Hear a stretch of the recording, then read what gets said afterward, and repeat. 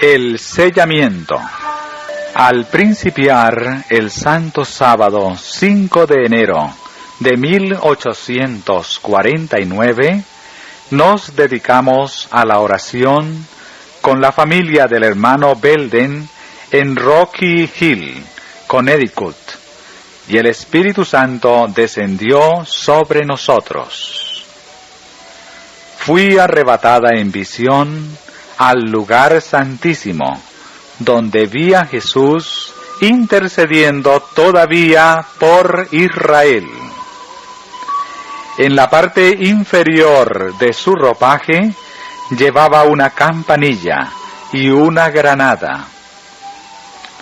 Entonces vi que Jesús no dejaría el lugar santísimo antes que estuviesen decididos todos los casos, ya para salvación, ya para destrucción, y que la ira de Dios no podía manifestarse mientras Jesús no hubiese concluido su obra en el lugar santísimo y dejado sus vestiduras sacerdotales para revestirse de ropaje de venganza. Entonces Jesús saldrá de entre el Padre y los hombres, y Dios ya no callará, sino que derramará su ira sobre los que rechazaron su verdad. Vi que la cólera de las naciones, la ira de Dios y el tiempo de juzgar a los muertos eran cosas separadas y distintas, que se seguían una a otra. También vi que Miguel no se había levantado aún, y que el tiempo de angustia, cual no lo hubo nunca, no había comenzado todavía. Las naciones se están airando ahora, pero cuando nuestro sumo sacerdote termine su obra en el santuario, se levantará, se pondrá las vestiduras de venganza, y entonces se derramarán las 7 postreras plagas. Vi que los 4 ángeles iban a retener los vientos mientras no estuviese hecha la obra de Jesús en el santuario, y que entonces caerían las 7 postreras plagas. Estas enfurecieron a los malvados contra los justos, pues los primeros pensaron que habíamos atraído los juicios de Dios sobre ellos, y que si podían raernos de la tierra, las plagas se detendrían. Se promulgó un decreto para matar a los santos, lo cual los hizo clamar día y noche por su libramiento. Este fue el tiempo de la angustia de Jacob. Entonces todos los santos clamaron en angustia de ánimo, y fueron libertados por la voz de Dios. Los 144,000 triunfaron. Sus rostros quedaron iluminados por la gloria de Dios. Entonces se me mostró una hueste que aullaba de agonía. Sobre sus vestiduras estaba escrito en grandes caracteres: pesado has sido en balanza, y fuiste hallado falto. Pregunté acerca de quiénes formaban esta hueste. El ángel me dijo: estos son los que una vez guardaron el sábado y lo abandonaron. Los oí clamar en alta voz: creímos en tu venida y la proclamamos con energía. Y mientras hablaban, sus miradas caían sobre sus vestiduras. Veían lo escrito y prorrumpían en llanto. Vi que habían bebido de las aguas profundas y hollado el residuo con los pies, pisoteado el sábado, y que por esto habían sido pesados en la balanza y hallados faltos. Entonces el ángel que me acompañaba dirigió de nuevo mi atención a la ciudad, donde vi 4 ángeles que volaban hacia la puerta. Estaban presentando la tarjeta de oro al ángel de la puerta, cuando vi a otro ángel que, volando raudamente, venía desde la dirección de donde procedía la excelsa gloria, y clamaba en alta voz a los demás ángeles, mientras agitaba algo de alto abajo con la mano. Le pregunté a mi guía qué significaba aquello, y me respondió que por el momento yo no podía ver más, pero que muy pronto me explicaría el significado de todas aquellas cosas que veía. El sábado por la tarde enfermó uno de nuestros miembros y solicitó oraciones para recobrar la salud. Todos nos unimos en súplica al médico que nunca perdió un caso, y mientras el poder curativo bajaba a sanar al enfermo, el Espíritu descendió sobre mí, y fui arrebatada en visión. Vi 4 ángeles que habían de hacer una labor en la tierra, y andaban en vías de realizarla. Jesús vestía ropas sacerdotales. Miró compasivamente al pueblo remanente, y alzando las manos exclamó con voz de profunda compasión: Mi sangre, Padre, mi sangre, mi sangre, mi sangre. Entonces vi que de Dios, sentado en el gran trono blanco, salía una luz en extremo refulgente, que derramaba sus rayos en derredor de Jesús. Después vi un ángel comisionado por Jesús para ir rápidamente a los 4 ángeles que tenían determinada labor que cumplir en la tierra, y agitando de arriba abajo algo que llevaba en la mano, clamó en alta voz: Retened, retened, retened, retened, hasta que los siervos de Dios estén sellados en la frente. Pregunté a mi ángel acompañante qué significaba lo que oía y qué iban a hacer los 4 ángeles. Me respondió que Dios era quien refrenaba las potestades y que encargaba a sus ángeles de todo lo relativo a la tierra, que los 4 ángeles tenían poder de Dios para retener los 4 vientos, y que estaban ya a punto de soltarlos, pero mientras aflojaban las manos, y cuando los 4 vientos iban a soplar, los misericordiosos ojos de Jesús vieron al pueblo remanente todavía sin sellar, y alzando las manos hacia su Padre, intercedió con él, recordándole que había derramado su sangre por ellos.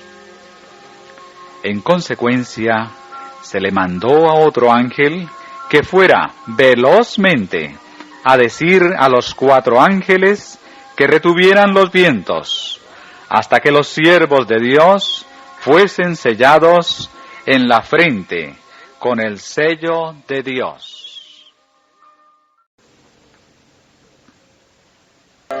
Capítulo titulado El amor de Dios por su pueblo.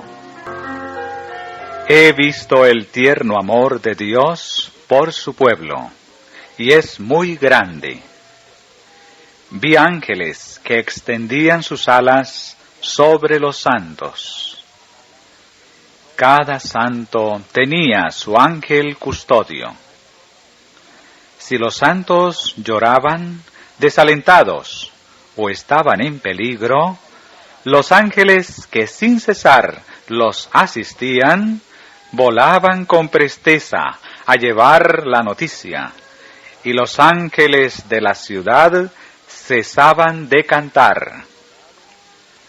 Entonces Jesús comisionaba a otro ángel para que bajase a alentarlos, vigilarlos y procurar que no se apartaran del sendero estrecho. Pero si los santos desdeñaban el vigilante cuidado de aquellos ángeles, rechazaban su consuelo y seguían extraviados, los ángeles se entristecían y lloraban. Llevaban allá arriba la noticia, y todos los ángeles de la ciudad se echaban a llorar y en alta voz decían: Amén. Pero si los santos fijaban los ojos en el premio que los aguardaba y glorificaban a Dios en alabanza, entonces los ángeles llevaban a la ciudad la grata nueva, y los ángeles de la ciudad tañían sus áureas arpas y cantaban en alta voz: ¡Aleluya! Y por las bóvedas celestes repercutían sus hermosos cánticos. En la santa ciudad hay perfecto orden y armonía. Todos los ángeles comisionados para visitar la tierra llevaban una tarjeta de oro que, al salir o entrar en la ciudad, presentaban a los ángeles de la puerta. El cielo es un lugar agradable. Yo anhelo estar allí y contemplar a mi hermoso Jesús, que por mí dio la vida, y ser transmutada a su gloriosa imagen. Oh, ¿quién me diera palabras para expresar la gloria del brillante mundo venidero? Estoy sedienta de las vivas corrientes que alegran la ciudad de nuestro Dios. El Señor me mostró en visión otros mundos. Me fueron dadas alas, y un ángel me acompañó desde la ciudad a un lugar brillante y glorioso.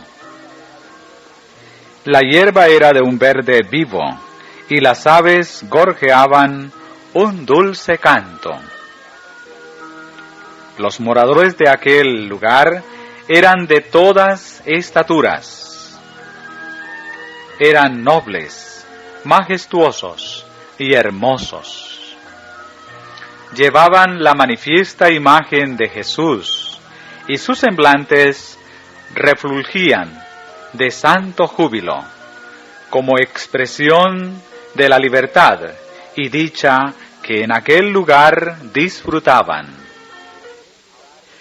Pregunté a uno de ellos por qué eran mucho más bellos que los habitantes de la tierra, y me respondió: hemos vivido en estricta obediencia a los mandamientos de Dios, y no incurrimos en desobediencia como los habitantes de la tierra.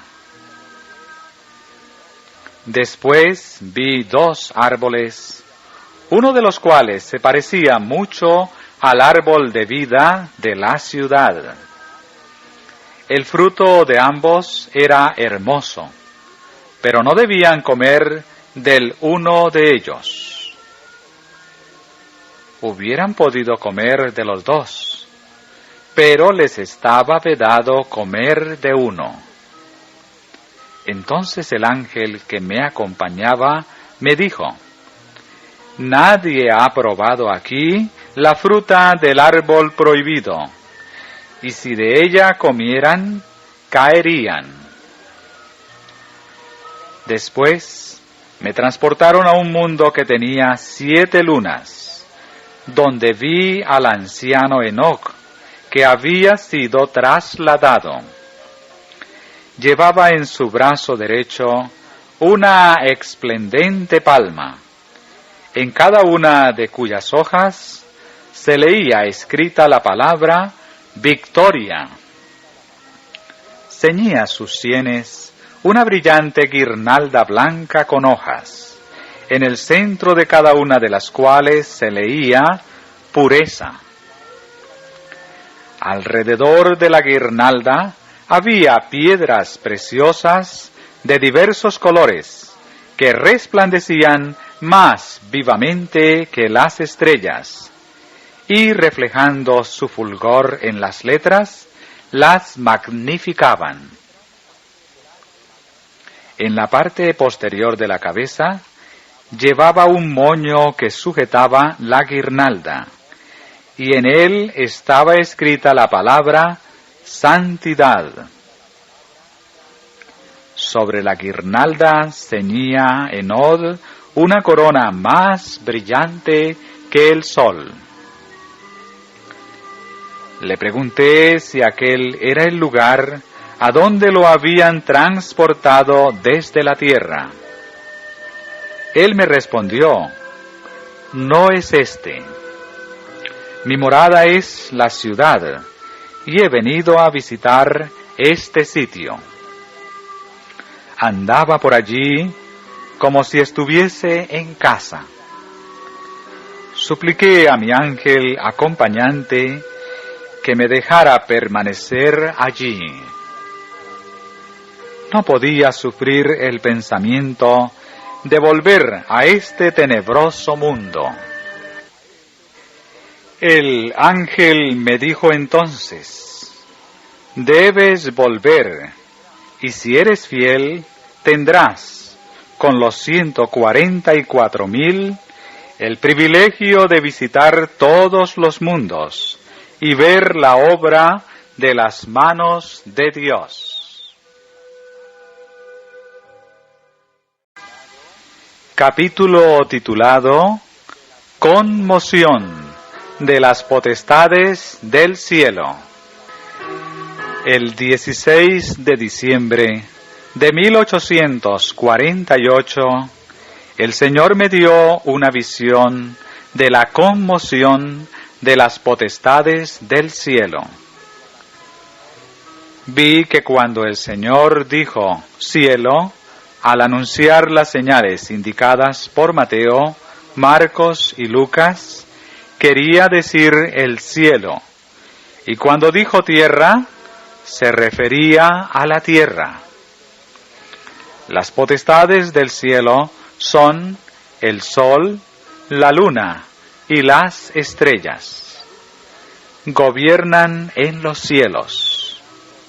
Las potestades terrenas son las que gobiernan en la tierra.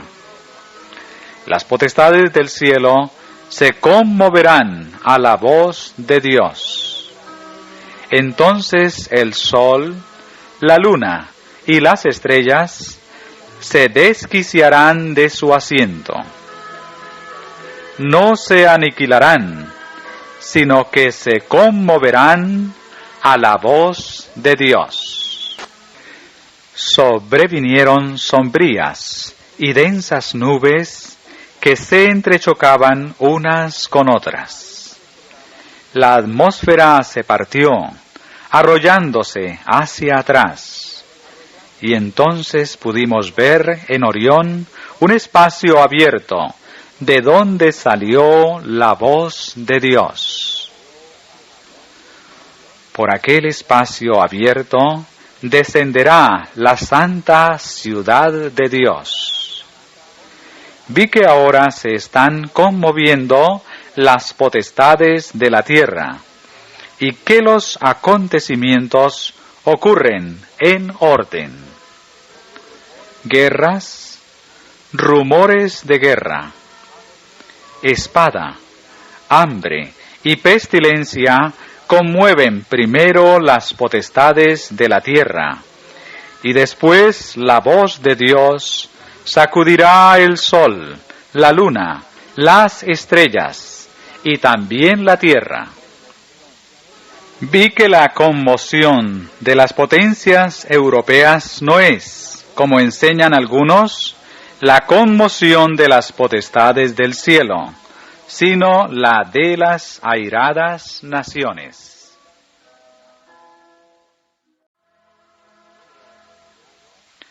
Capítulo titulado La puerta abierta y cerrada.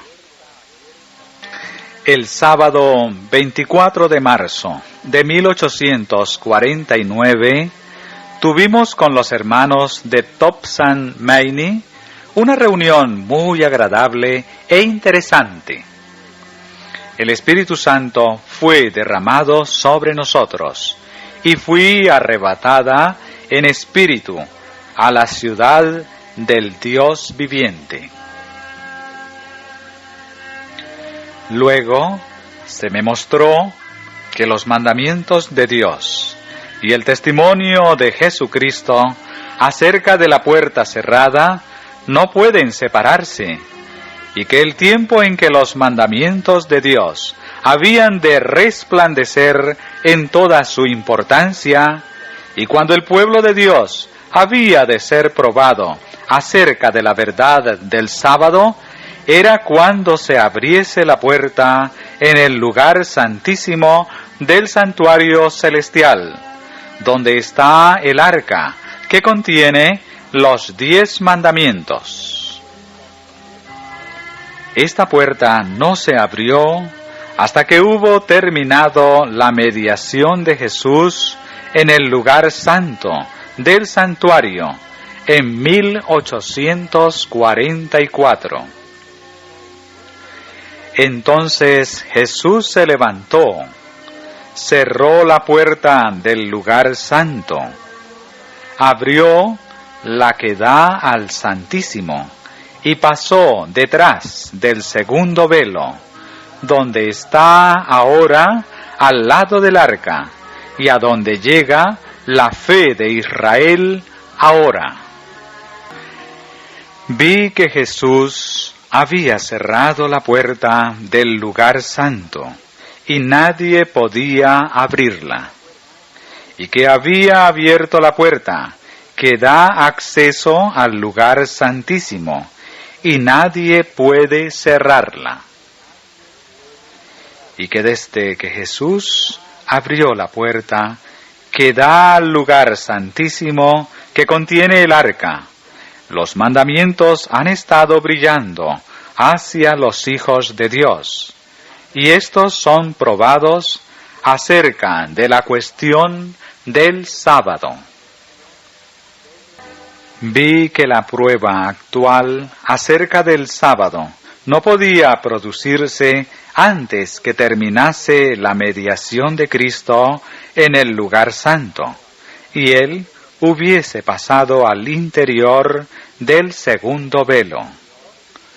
Por lo tanto, los cristianos que durmieron antes que se abriese la puerta de acceso al Santísimo, cuando terminó el clamor de medianoche, el séptimo mes, en 1844, sin haber guardado el verdadero día de reposo, descansan ahora en esperanza, porque no tuvieron la luz ni la prueba acerca del sábado que tenemos ahora desde que la puerta se abrió.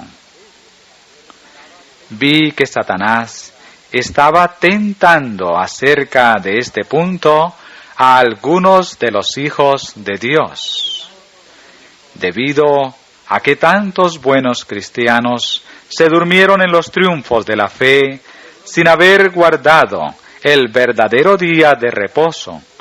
Dudaban de que éste fuese una prueba para nosotros ahora. Los enemigos de la verdad presente han estado tratando de abrir la puerta del lugar santo que Jesús cerró y de cerrar la puerta del lugar santísimo que Él abrió en 1844, donde está el arca que contiene las 2 tablas de piedra, en las cuales fueron escritos por el dedo de Jehová los 10 mandamientos.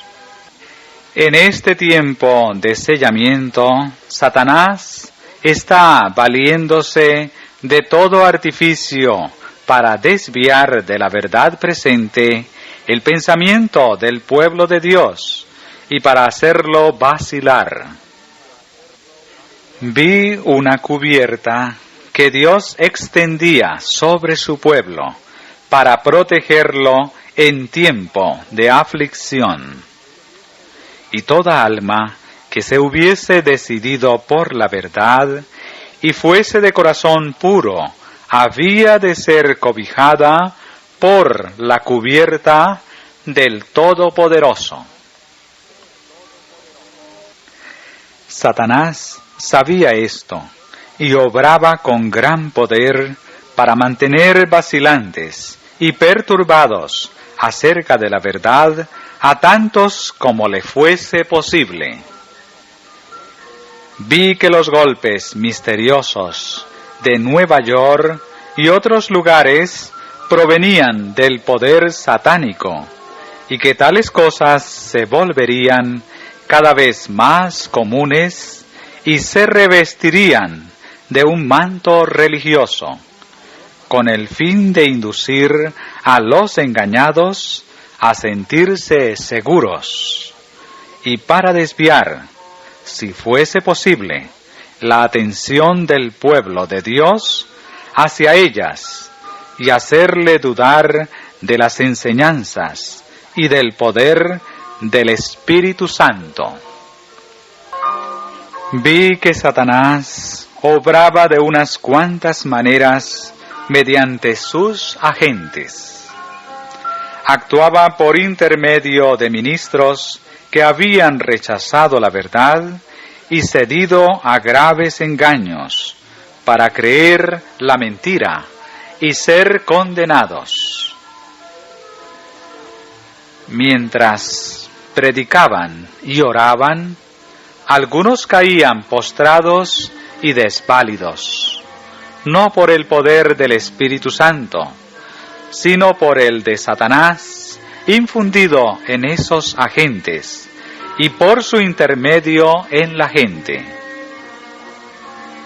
Mientras predicaban, oraban y conversaban, algunos adventistas profesos que habían rechazado la verdad presente se valían del mesmerismo para ganar adherentes.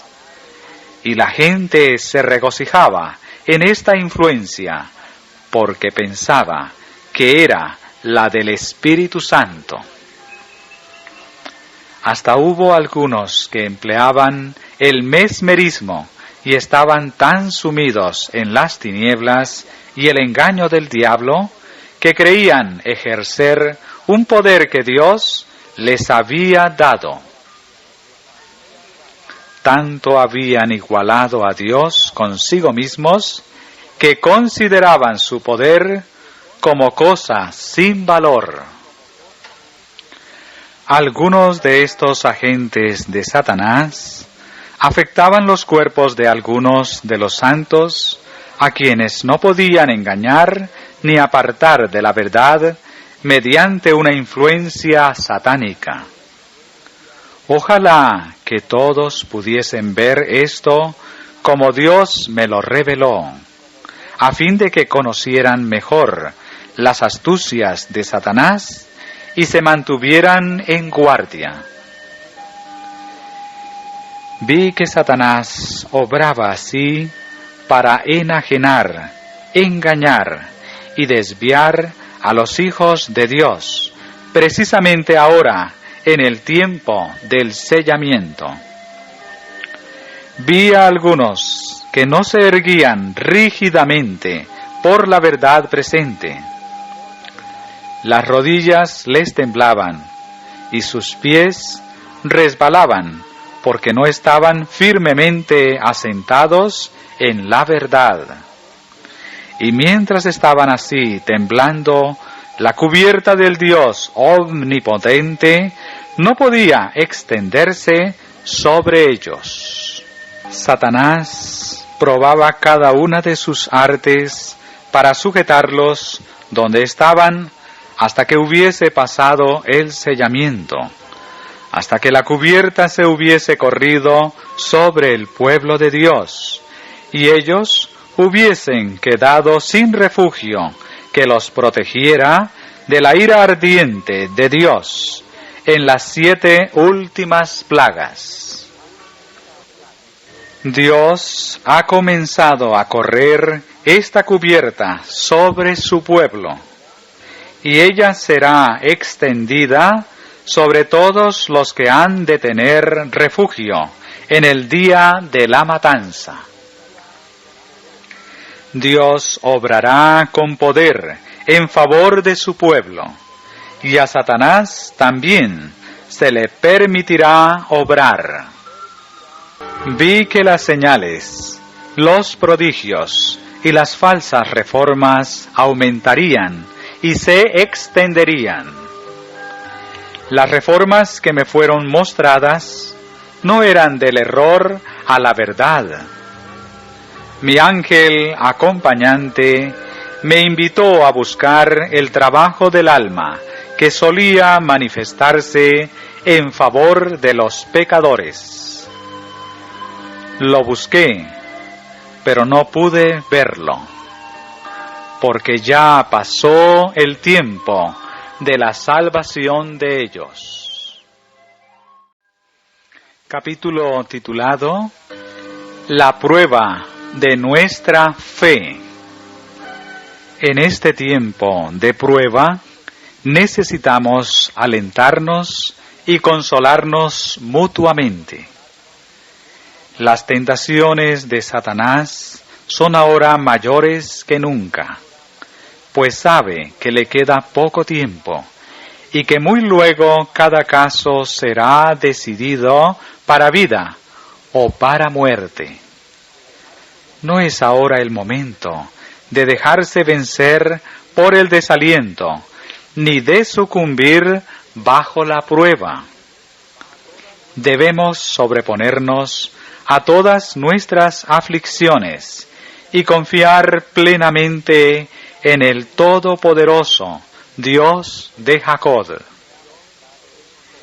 El Señor me ha mostrado que basta su gracia para resistir todas las pruebas, y aunque éstas sean más duras que nunca, si tenemos absoluta confianza en Dios, podremos vencer todas las tentaciones y por su gracia salir victoriosos.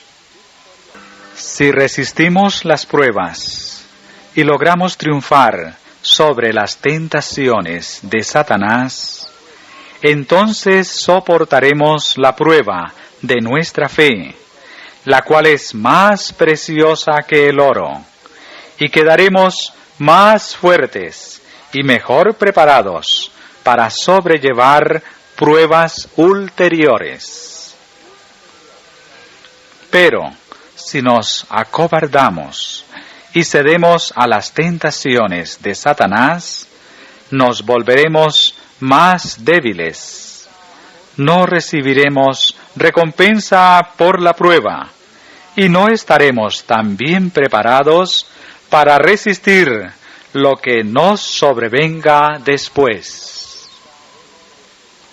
Así nos iremos debilitando cada vez más, hasta que Satanás nos lleve cautivos a su voluntad. Debemos llevar puesta la completa armadura de Dios y estar listos en todo momento para sostener el conflicto con las potestades de las tinieblas. Cuando nos asalten las tentaciones y las pruebas, acudamos a Dios para luchar con Él en oración. No dejará que volvamos vacíos, sino que nos dará fortaleza y gracia para vencer y quebrantar el poderío del enemigo. Ojalá que todos viesen estas cosas en su verdadera luz y soportasen las fatigas como buenos soldados de Jesús.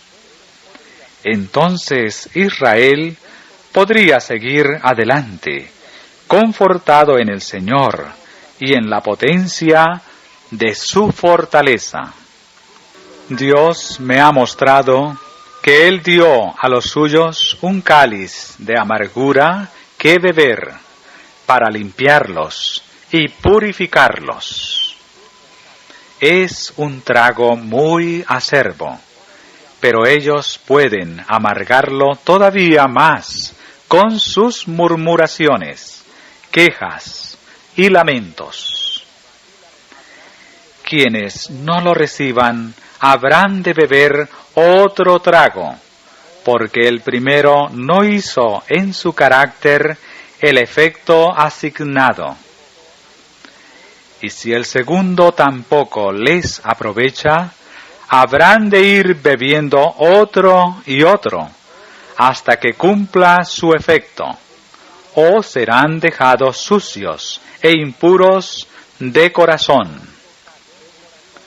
Vi que el amargo cáliz puede dulcificarse con la paciencia, la resignación y la oración, y que producirá en el corazón de quienes así lo reciban el efecto que le fue asignado, con lo cual Dios quedará honrado y glorificado.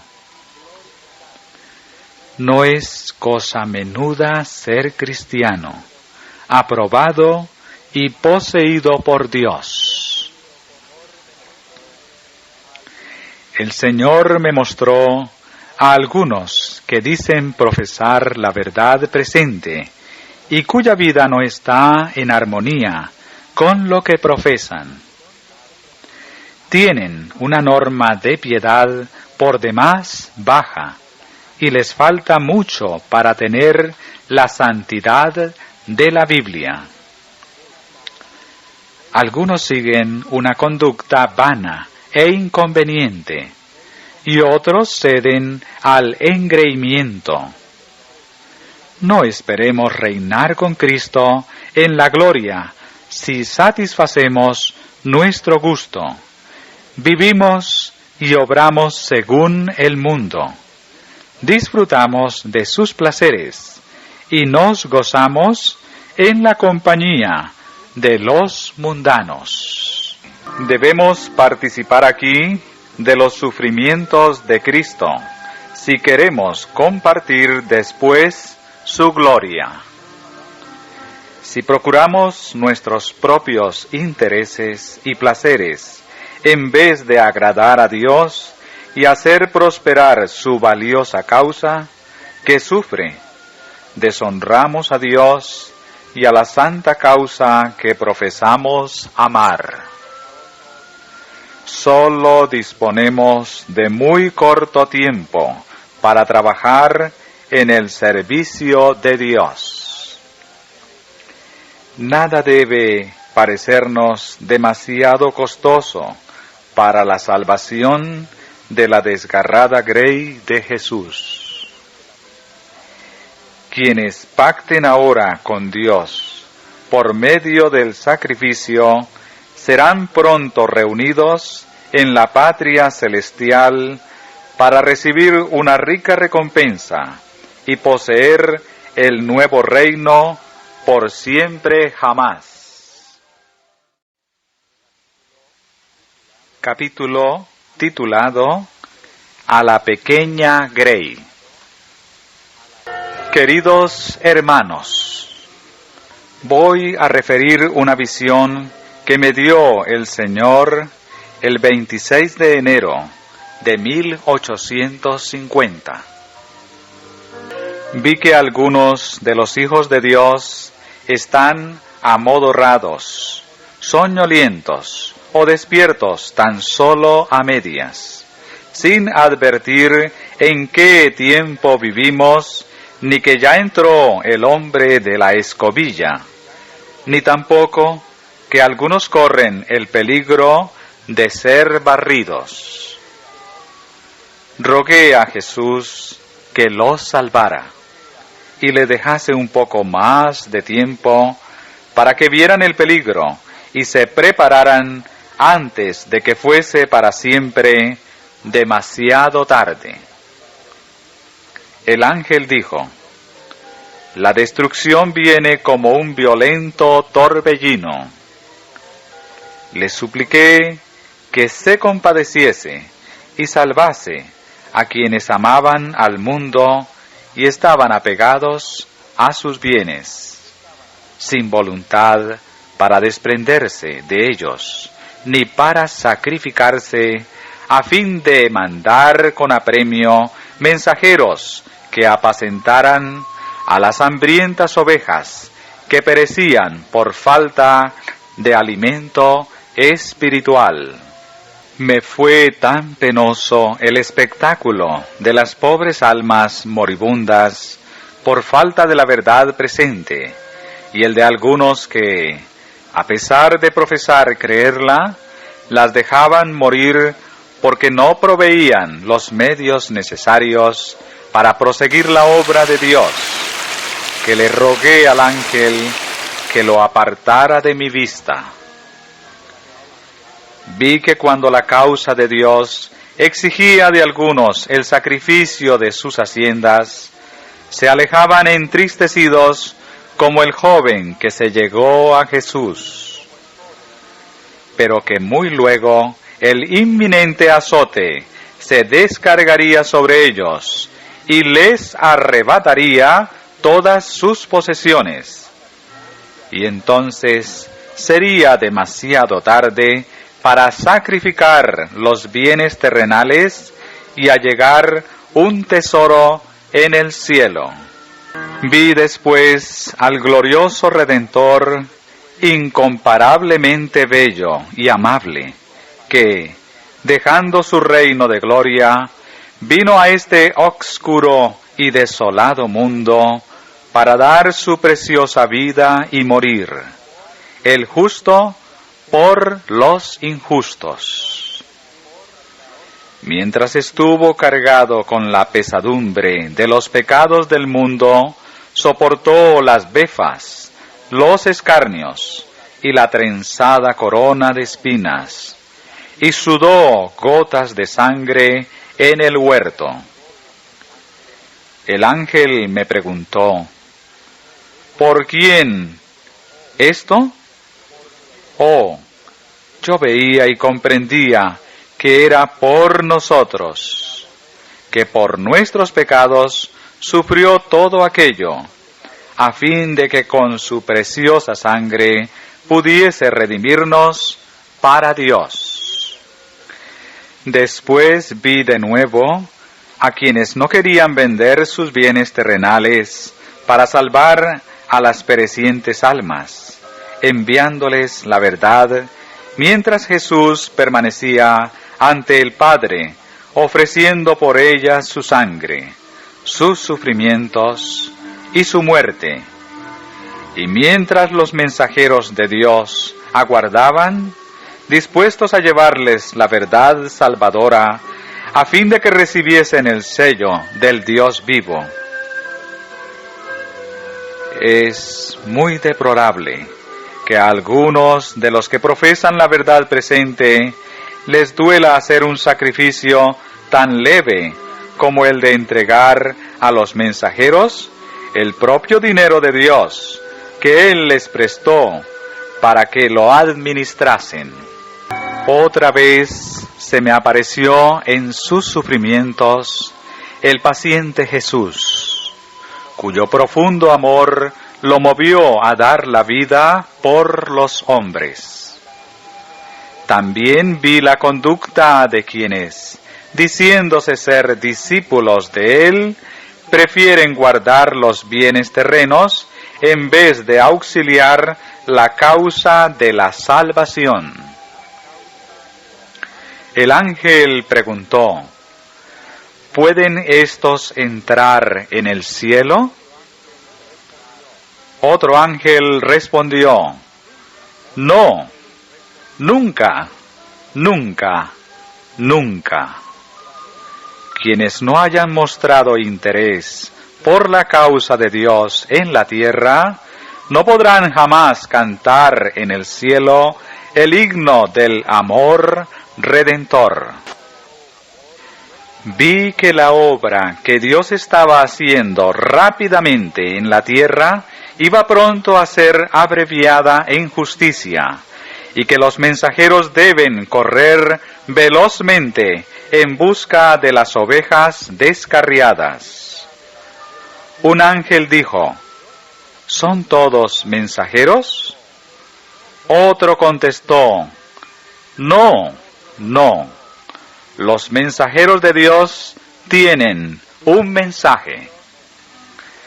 Vi que la causa de Dios ha sido estorbada y deshonrada por algunos que viajaban sin mensaje de Dios.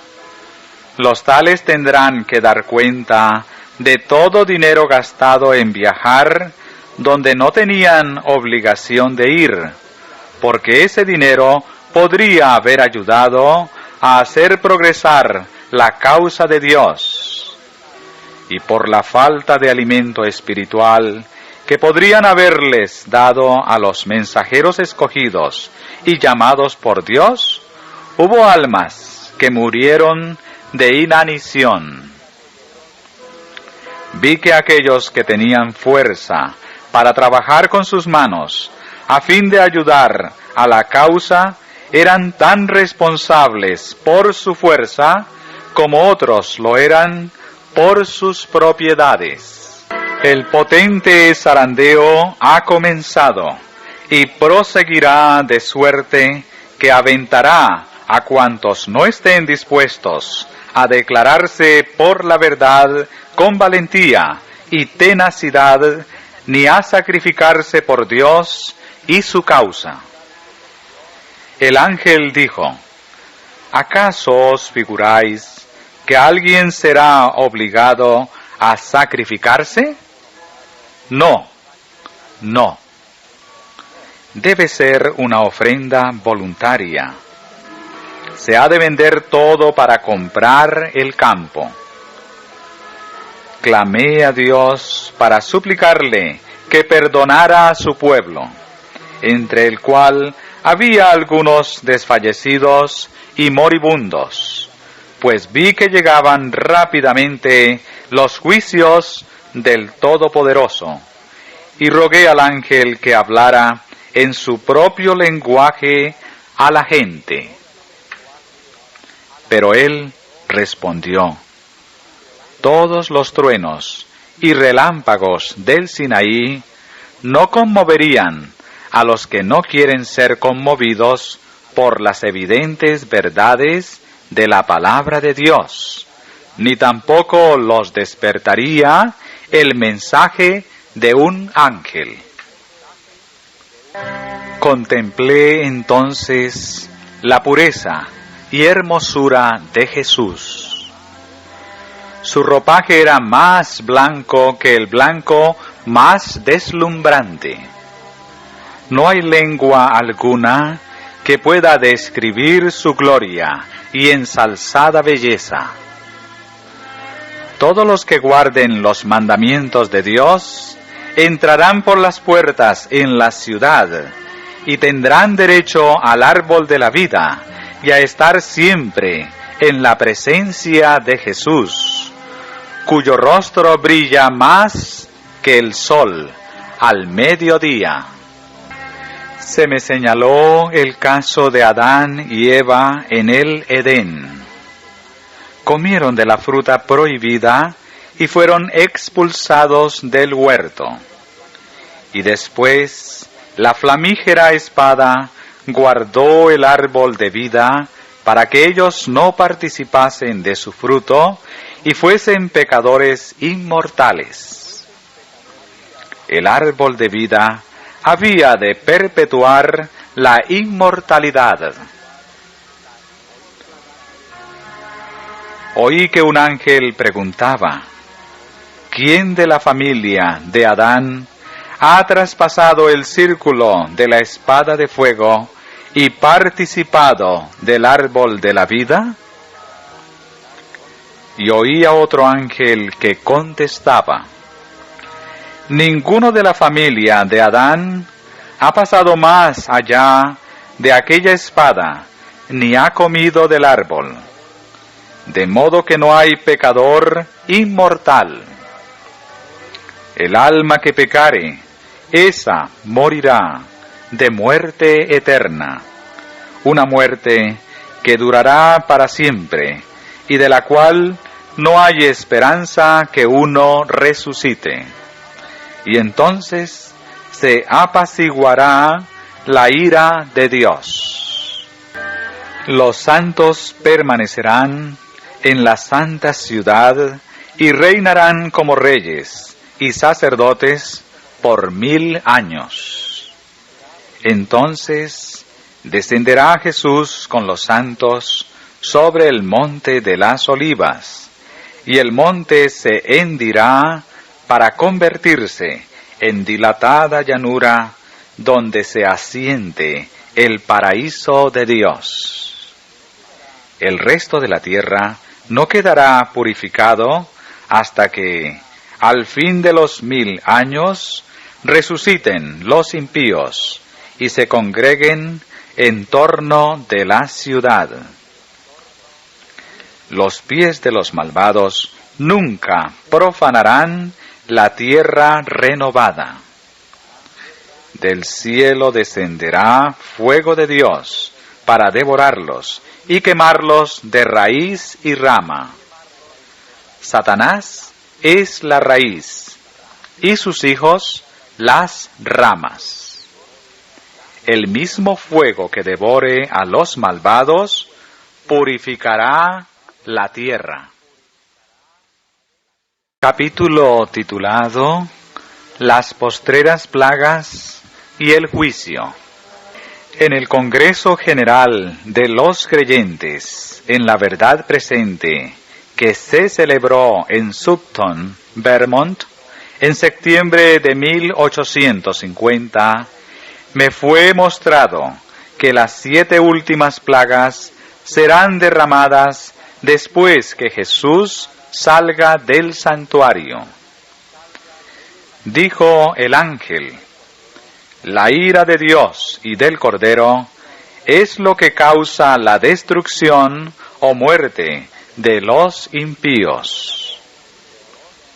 Al oír la voz de Dios, los santos serán poderosos y terribles, como un ejército con banderas, pero no ejecutarán entonces el juicio escrito.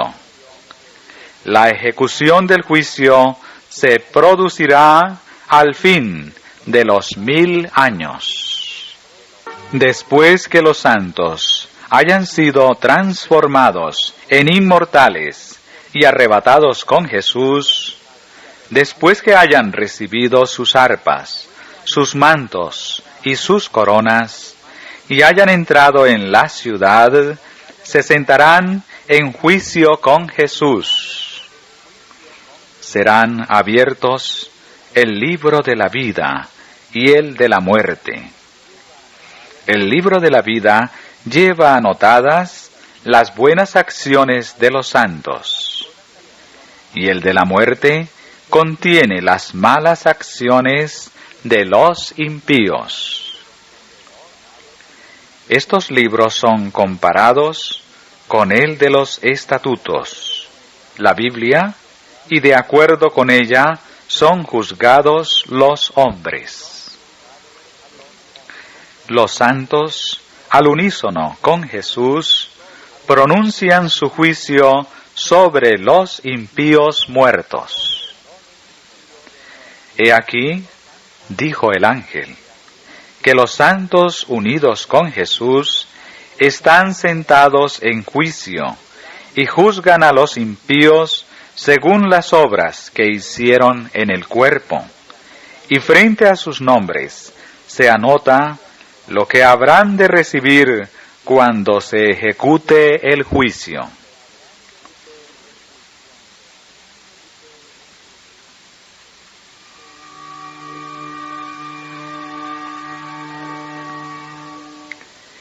Tal era, según vi, la obra de los santos con Jesús durante los 1000 años que pasan en la ciudad santa, antes que ésta descienda a la tierra. Luego, al fin de los 1000 años, Jesús, con los ángeles y todos los santos, deja la santa ciudad, y mientras Él baja a la tierra con ellos, los impíos muertos resucitan, y entonces, habiendo resucitado, los mismos que le traspasaron, lo verán de lejos, en toda su gloria, acompañado de los ángeles y de los santos, y se lamentarán a causa de él. Verán las señales de los clavos en sus manos y en sus pies, y donde atravesaron su costado con la lanza. Es al fin de los 1000 años cuando Jesús se para sobre el monte de las Olivas, y éste se parte y llega a ser una gran llanura. Los que huyen en ese momento son los impíos, que acaban de resucitar. Entonces baja la santa ciudad y se asienta en la llanura. Satanás llena entonces a los impíos de su espíritu. Con lisonjas les hace ver que el ejército de la ciudad es pequeño y el suyo grande, y que ellos pueden vencer a los santos y tomar la ciudad. Mientras Satanás está reuniendo su ejército, los santos están en la ciudad contemplando la hermosura y la gloria del paraíso de Dios. Jesús los encabeza y los guía. De repente el amable Salvador se ausentó de nuestra compañía. Pero pronto oímos su hermosa voz que decía: «Venid, benditos de mi Padre, heredad el reino preparado para vosotros desde la fundación del mundo». Nos reunimos en derredor de Jesús, y precisamente cuando cerraba las puertas de la ciudad, la maldición fue pronunciada sobre los impíos. Las puertas se cerraron. Entonces, los santos usaron sus alas y subieron a la parte superior de la muralla de la ciudad. Jesús estaba también con ellos. Su corona era gloriosa y resplandeciente. Estaba formada por una corona dentro de otra corona, hasta un total de 7. Las coronas de los ángeles eran del oro más puro y estaban cuajadas de estrellas.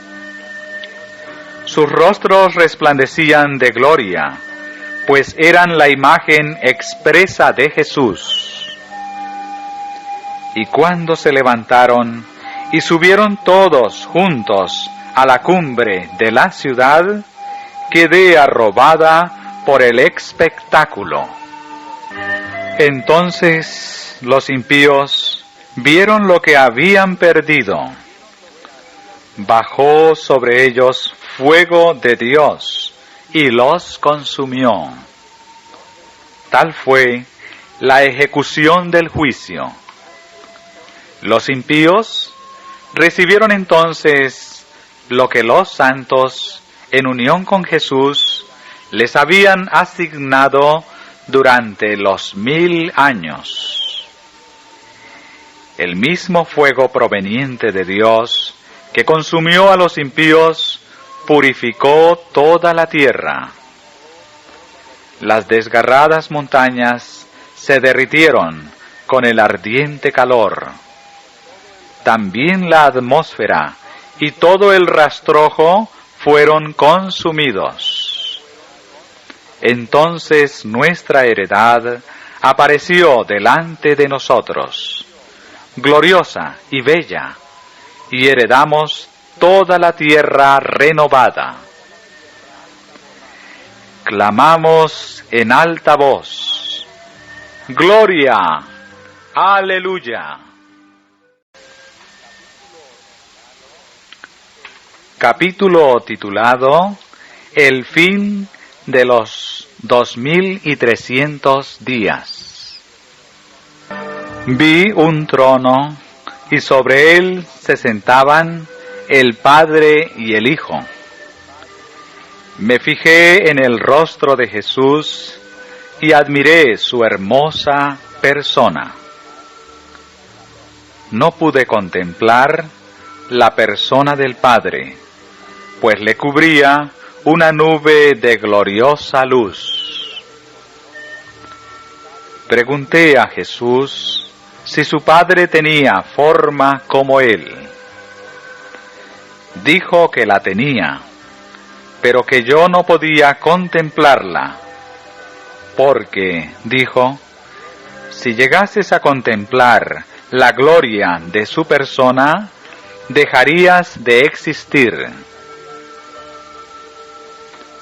Delante del trono vi al pueblo adventista, la iglesia y el mundo.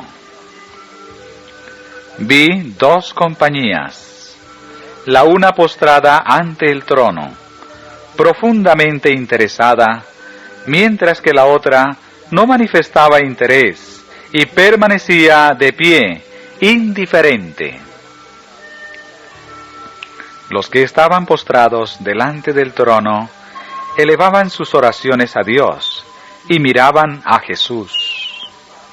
Miraba él entonces a su Padre y parecía interceder para con él. Una luz se transmitía del Padre al Hijo y de éste a la compañía que oraba.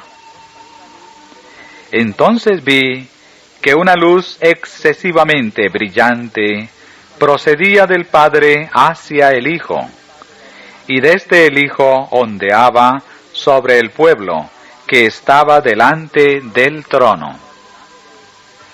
Pero pocos recibían esta gran luz.